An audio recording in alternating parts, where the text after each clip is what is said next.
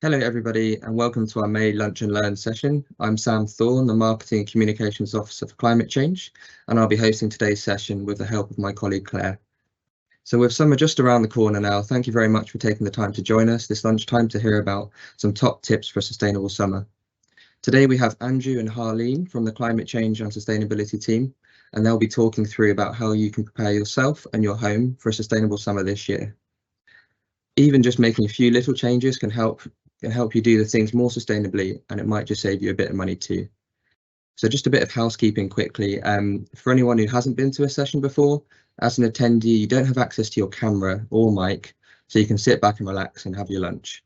But you do have access to a Q&A chat box, so please do add any comments or questions as we go along, and we'll come back to them at the end of the presentation. Feel free just to type in your question whenever you want. The session will be recorded, so please know that any comments or questions you make will be featured on the recording, but you can post anonymously if you prefer to do so. Okay, I'll now hand over to Andrew and Harleen, who will firstly introduce themselves and then talk you through today's topic. Thank you. Hello, and welcome to this lunchtime. Hope you've all got your sandwiches and you're all sitting comfortably. Just to introduce myself, I'm Andrew Greenall, a Sustainability Engagement Officer in the Climate Change and Sustainability Lead. My particular interests in energy and carbon management across the borough and the council in particular. And of course, supporting you to be more sustainable as both officers and individuals on this particular occasion. And I'll just introduce Harleen, who will pick up the second half of the presentation. So Harleen, introduce yourself. Thanks, Andrew. Hi, everyone. My name's Harleen, and I'm the Net Zero Programme Coordinator in the Climate Change and Sustainability team.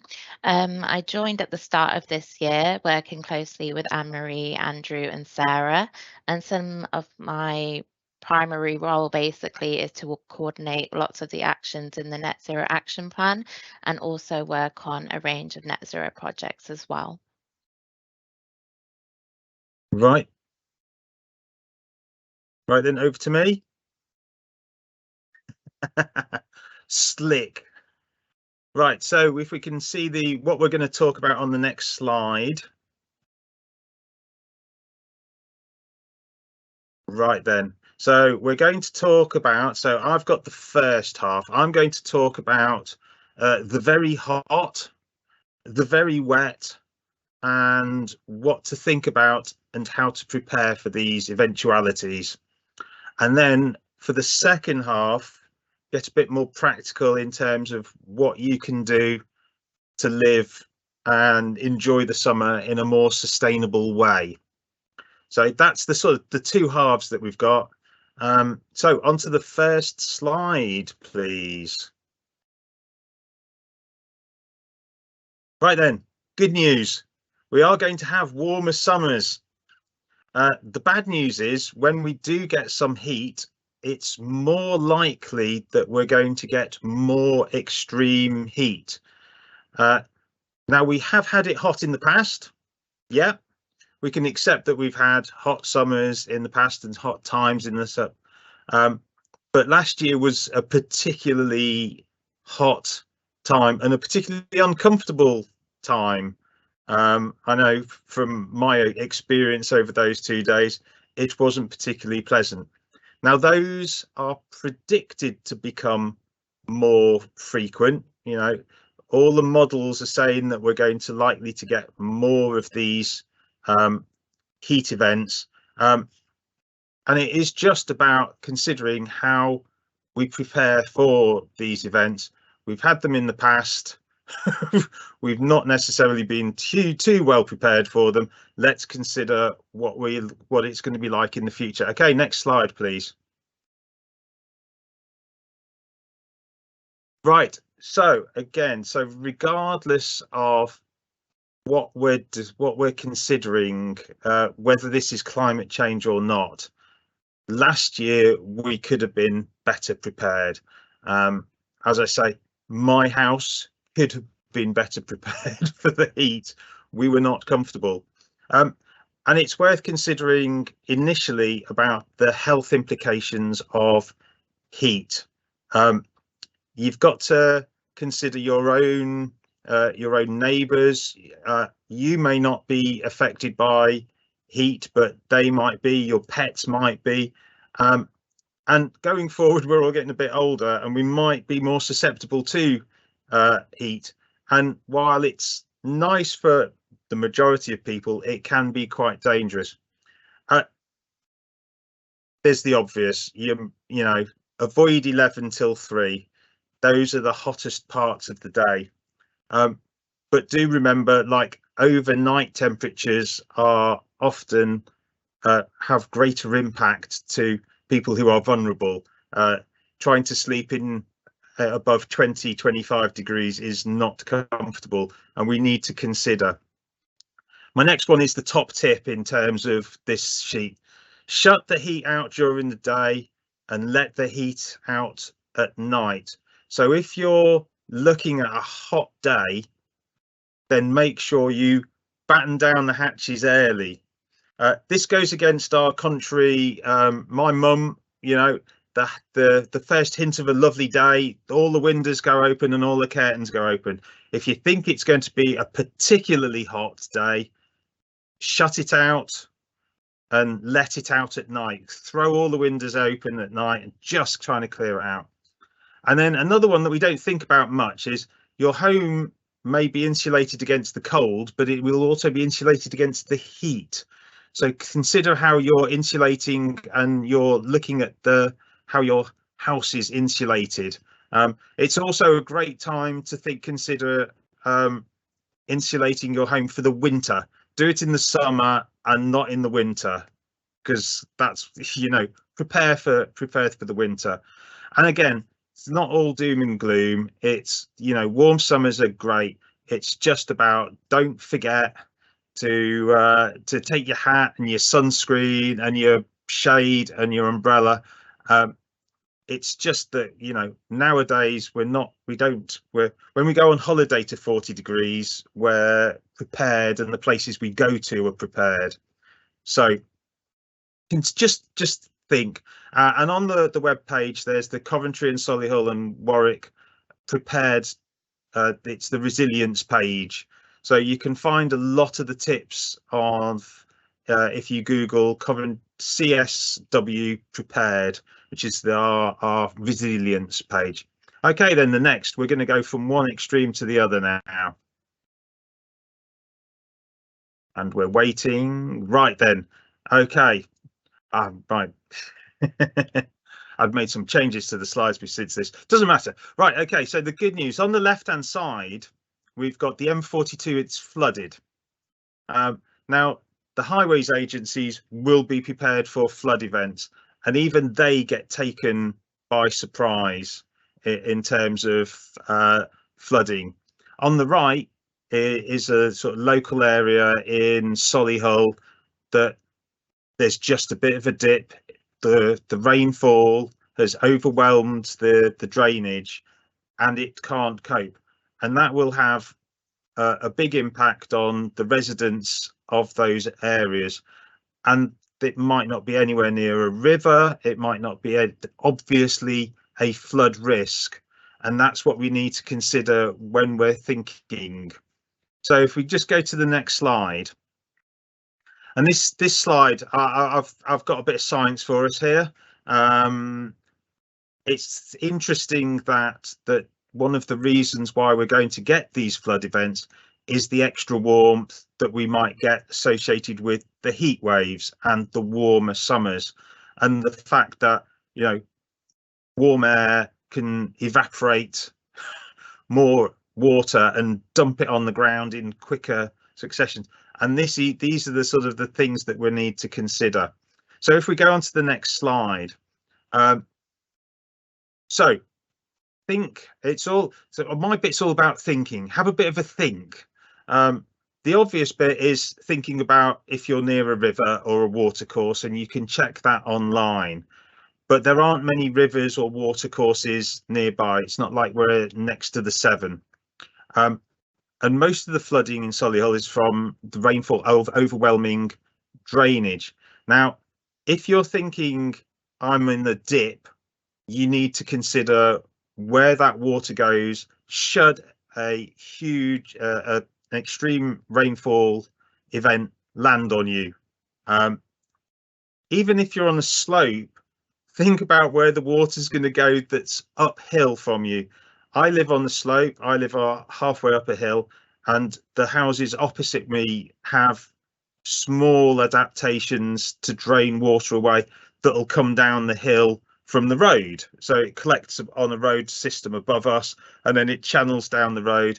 So just think about where the water goes, and that's what we need to think about. Think about the heat, think about the wet. And again, we've got the Coventry and Solihull, Coventry, Solihull and Warwickshire Be Prepared page linked at the bottom. So that's the end of my bit, if I remember rightly. So if you go on to the next slide. Yeah, so it's just about thinking about heat and what you would do, and wet and what you would do. So now for the more fun bit, I think. Over to Harleen. Okay, thanks, Andrew. So now we've learnt from Andrew how to adapt to the changing weather conditions this summer. I'm going to talk more generally about how you can be more sustainable this summer. So I've tried to keep all of the tips super relevant for everyone, and also a lot of them do lend themselves well to saving money as well as acting more sustainable. So if you want to go to the first slide. So the first tip is to just be more conscious about how you're getting around this summer and trying to incorporate more public transport and active travel. So one of the key things on this slide I wanted to raise your attention to is the cycle scheme, which is being led at the moment by Transport for West Midlands. So you might have noticed that there are quite a few cycle docking stations popping up around Solihull. I think there's one that's about a 2-minute walk from the council house on the high street, so really local to us. So these are great because if you don't have your own bike at home, you're able to just rent one really quick and easily at a pretty good price as well. It's a great and fun way to get around the town this summer, but also you could take them to one of our local green flag parks and ride around there. And there's just loads of benefits. So it reduces kind of congestions on the local roads, improves the air quality, and is also just good for your health and a fun thing to do during the summer. So I would definitely check those out. Next slide, please. So sticking to the theme of kind of like staying locally. So the second tip is all about how we source our food and buying your food locally. So you'll probably all remember in the recent months that there's been a lot of supermarket shortages of fresh fruit and vegetables, which led to quite a few people buying more locally from farmers markets instead, where they had great supply. So this is just something to think about, really. So when the fresh fruit and veg in supermarkets typically has lower nutritional value than if you were going to buy it from a farmer's market. That's because of the distance that it's travelled and the amount of time that that travelling has taken. So as soon as that fresh fruit and veg is picked, the nutritional content starts to decrease straight away. And I think it decreases about 30% in the first 3 days that it's picked.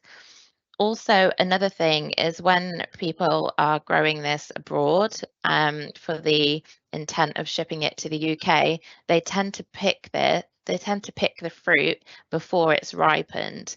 So ripened fruit has the highest nutritional content. So if they're picking it before it's ripe, that means straight away you've got lower nutrients in the food. So there is just some kind of health benefits of buying local food. Also, I mean, it'd be a great boost for the economy to shop local and support local suppliers and local farmers. the food sent to farm shop tends to be more organic. That's because they are local farmers and they've got more accountability for who they're selling to. And also, they tend to be paid fairly by the local sellers and treated fairer. On the map on the left of the screen, I just used the Big Barn website to kind of pull out some local farm shop and farmers markets in the Solihull area. So once we do send out this presentation, I would definitely check that out. Next slide, please. So the third tip is how you can transform your garden into a nicer place this summer. So with the cost of living crisis, I'm sure that not many of us can afford holidays this summer or expensive kind of day trips out. So we will probably end up spending a lot more time in our own gardens. So it's just about really thinking how you can upcycle some of your garden furniture and just make it into a nicer place to be, really.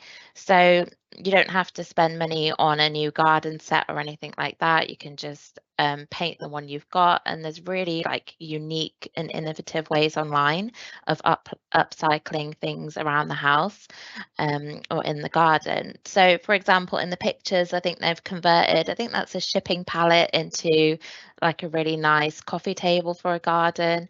Also an old ladder, they've converted that into a storage for plant pots. And yeah, there's some great stuff online to give you some inspiration, and just be mindful of kind of whenever you're buying new things, do you really need to buy those new things, or can you upcycle something you've already got?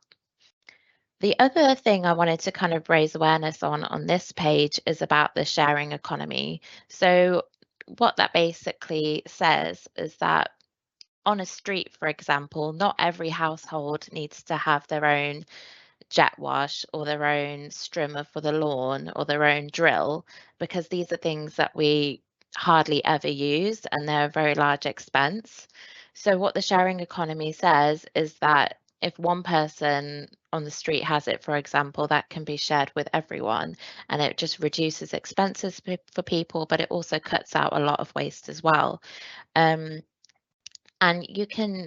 there are kind of apps available at the moment, such as Nextdoor or Street Bank, where you can share these things between you and your neighbours. If you didn't want to use an app, you could probably set up your own local Facebook group where you could do that as well. And the last tip is a lot of shops nowadays, they sell solar panelled lights. So that's something you can include in the garden as well. So once you've converted your garden and it's all looking pretty and amazing, you're probably going to want to have some people over. So these are just some tips to be mindful of when you're having a barbecue or garden party this summer.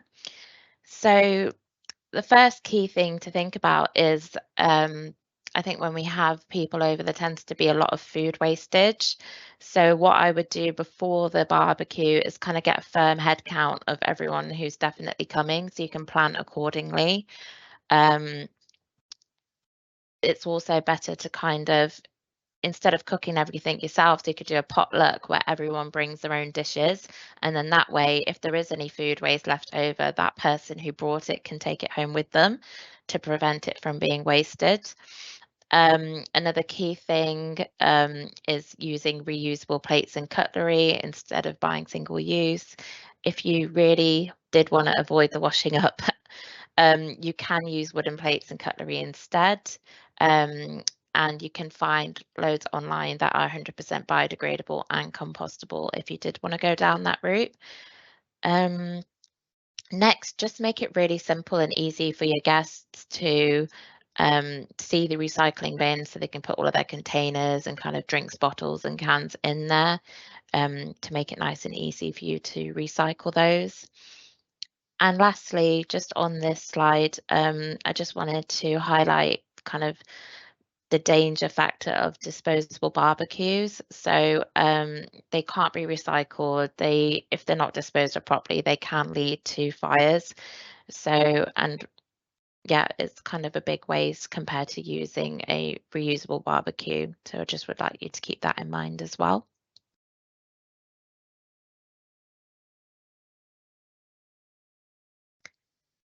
So the last slide is just basically, so we wanted to let you know about all of the following awareness days that are coming up. So there's loads of sustainability and climate change awareness days coming up this summer.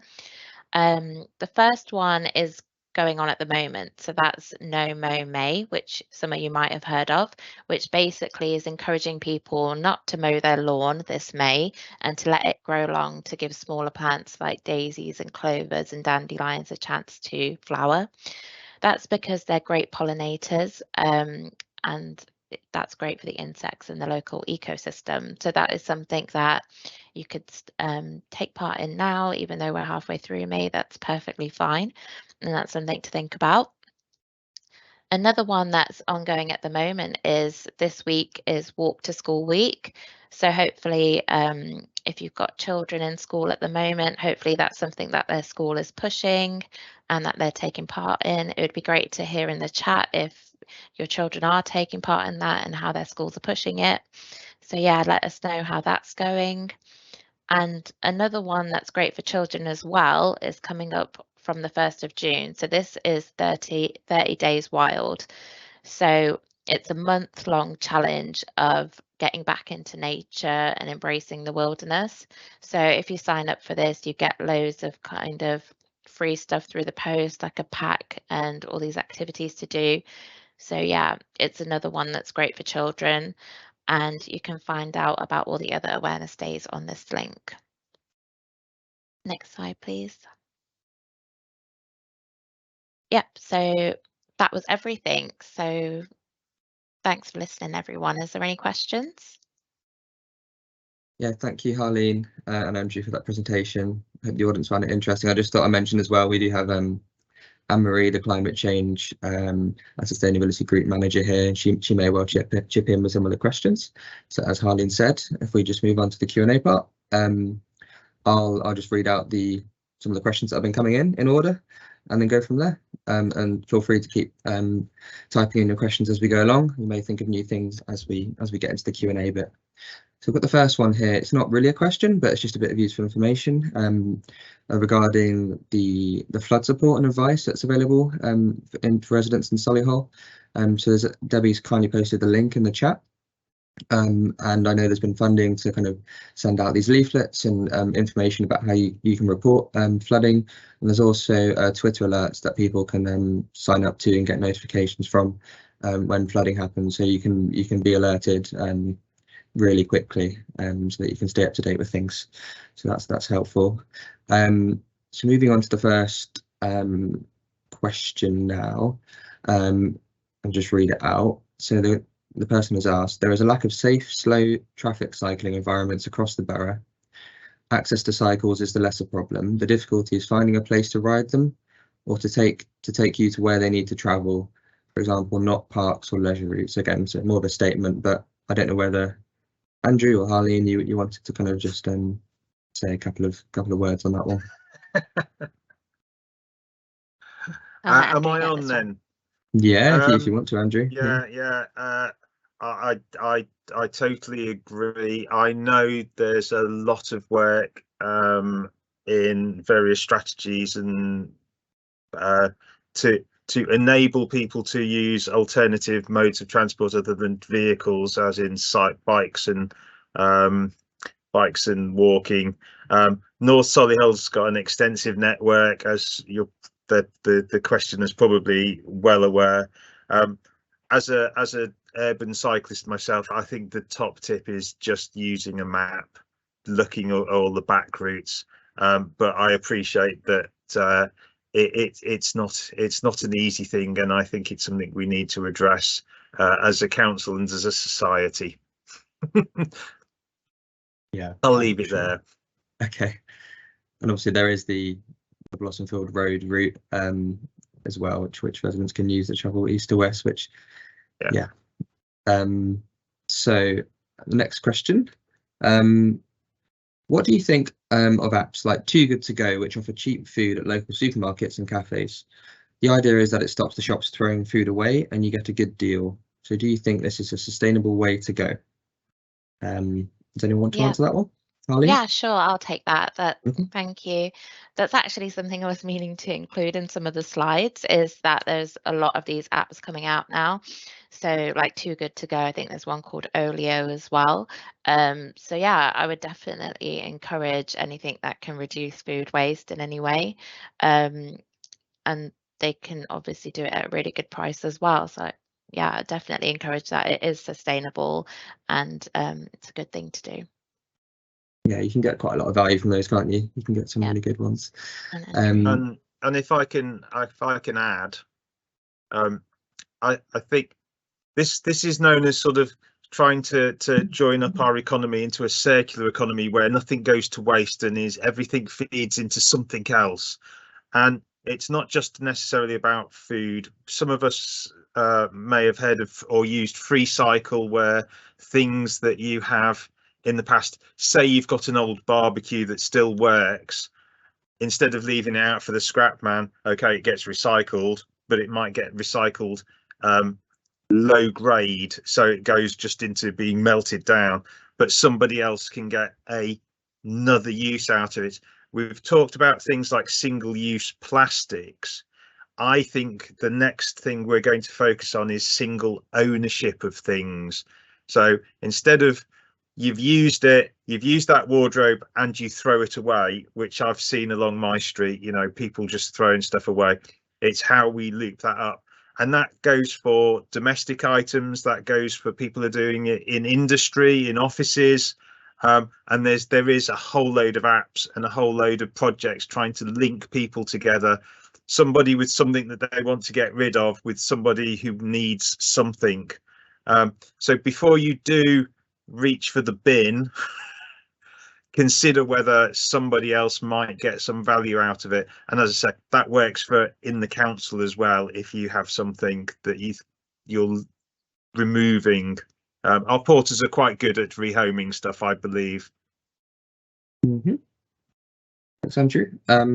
So now the next question, on the subject of keeping your home comfortable in the heat, any advice about fans and air conditioning? Perhaps not the most sustainable, but are there any other options that are more energy efficient than others?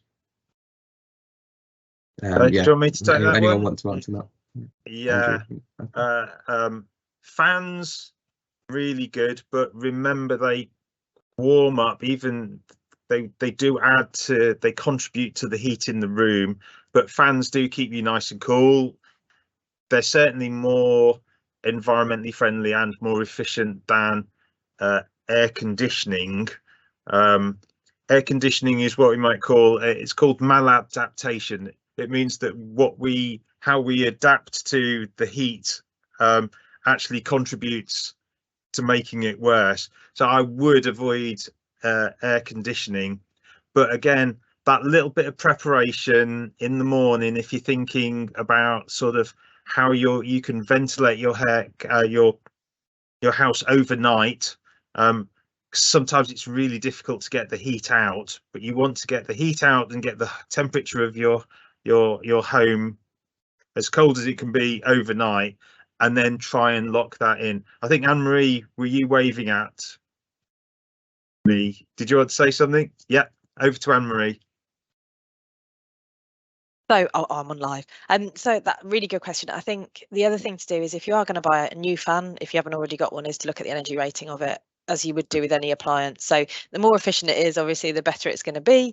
And then thinking about your energy as well. I think this is a bigger issue, but around the energy provided to your home, if you've got whether you've got a boiler or or a heat pump or whatever, or whether you're using electric heating. So kind of really thinking about that from base up. But really the kind of core thing is, if you're buying a fan, look at efficiency rating and things like, I know it's really simple, maybe put it on a timer, remember to switch it off, because I think the amount of times that my daughter's had a fan on in overnight, and then you go into her room in the morning and it's still blasting as she's getting ready to leave for school. So really simple things like that can can help. Yeah. Yeah, thanks, Anne-Marie. Another question for the team. So with people struggling right now with the cost of living and prices are going up, things like farmers markets, are they a cost-effective option? Although they are more sustainable and you've got the local supply chain side of things, they often can be more expensive. So I just, yeah, it's a tricky one, isn't it? Because you're trying to balance sustainable things and also managing the cost of living crisis. If any of the team had any comments on that, just shout your name if you do. Do you want me to take that one then? Yeah. As I've sort of, yeah, we have this question because I also lead on fair trade, and there is that pressure between doing the right thing as we consider it and actually what we can afford. And I guess what you can do, we waste a lot of food in this country, and I mean, it's unbelievable. I mean, I don't know quite how we managed to do it, just when you look at the statistics. And I think if you combine, okay, might not be always farmers market, might be going to organic, might be going to higher quality foods, but being smarter with how you do it. I'm not going to do a 30p Lee kind of lecture you on how you can make a low price dinner on 30p of potatoes, but just I think that's the whole gambit of sustainable food starts with good preparation and having the time to do it. So I know we don't all have time, and we don't have the luxury of going to farmers markets. I certainly don't do that myself. Love to wander, I have the time, but you know, you got kids, you got other things to do. But I think it's back down to just thinking about it, really. That's sort of my take home from everything. Just consider if there are tweaks that you can make from what you're currently doing. Yeah, I think that's a good answer, and everyone will be different. Everyone will have their own situation as well, the personal circumstances that, yeah, you know. Sorry, Harleen, you're going to say something. Yeah, I was just going to say, I totally get the point about farmers markets, and they might not be the most budget friendly kind of option for some people. And I just think there are certain ways that you could probably save money in some aspects of what we've mentioned. And then that kind of money could go towards that higher quality of food. Also, the food that you buy from the farmers markets, as it has been picked much more recently, it might actually last longer in your house, which kind of leads on to the point that Andrew said, where that means that it's not going to waste, it's not going to spoil as quickly. So you're not like kind of repeat buying things.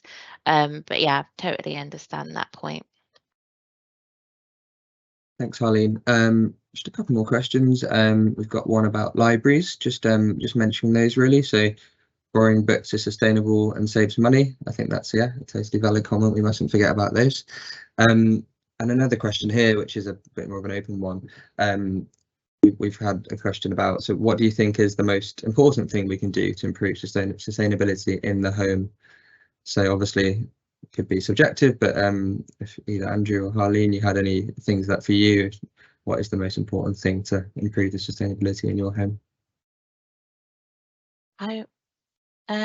Mine is probably just more general, but it's just really kind of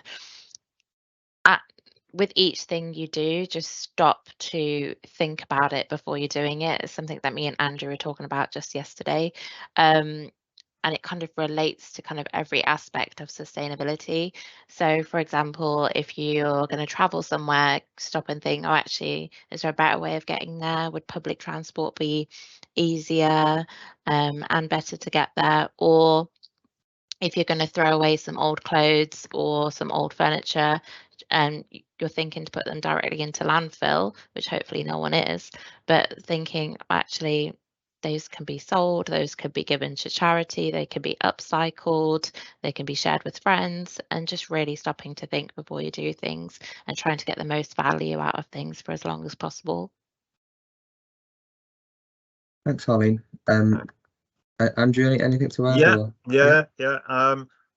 Personally, what I'm thinking about now and what I really would like to avoid is the overheating of the house. It was really uncomfortable last year, so I'm considering how I can say temporarily insulate my windows. For instance, we've already got blackout blinds, considering say things like fans. We didn't have fans, so we might buy an extra couple of fans, but also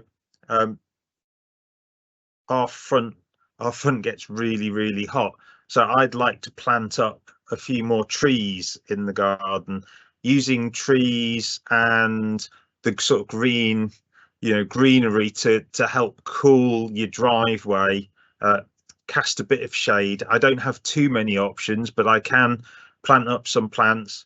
Been looking at drought-proof plants as well, rather than plant something that, because we're really not very good at watering, and watering is not a very efficient way of doing things.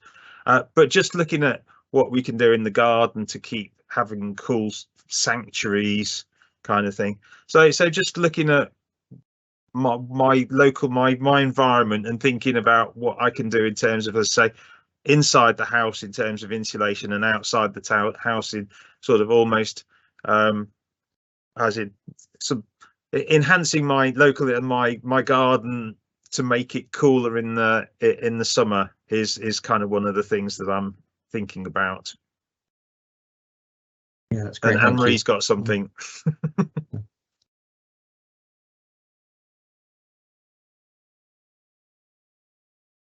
Anne-Marie? Oh, there we go. Yeah, I was waiting for it to, sorry, I was just waiting for it to switch over to me. So I was just going to pick on the point about libraries, really. So yes, but it's a really great way, really sustainable way to kind of borrow books, and especially if you've got an avid reader in the house to get through. But I kind of wanted to expand on that. So there are organisations where you can borrow things from, so not just books, and that's a really it's a really cost effective way to to kind of to utilize other people's stuff in the way that a library does. So there's a library of things. I know there's definitely one in Birmingham. So if you're interested, because I know not everybody lives in Solihull that works for Solihull, if you Google library of things and find your local library of things, everything from stuff like garden tools, things for your home, there's all sorts of things you can borrow. So that's quite useful and a really good way of saving money as well. Yeah. And of course, you can always ask your neighbours. Yeah, I think so. I think neighbour relationships is crucial. And then also just on the libraries, I remember being in Europe earlier this year, in some of the parks there, they had the little pop-up sort of bookstores or stands where you could just pick up a book, and the way you pay for it is you give in the book that you're already reading once you finished it, and then you pick up another book, and feeds into that circular economy thing. I don't know of any in Solihull, but perhaps in the future there'll be some more of that stuff.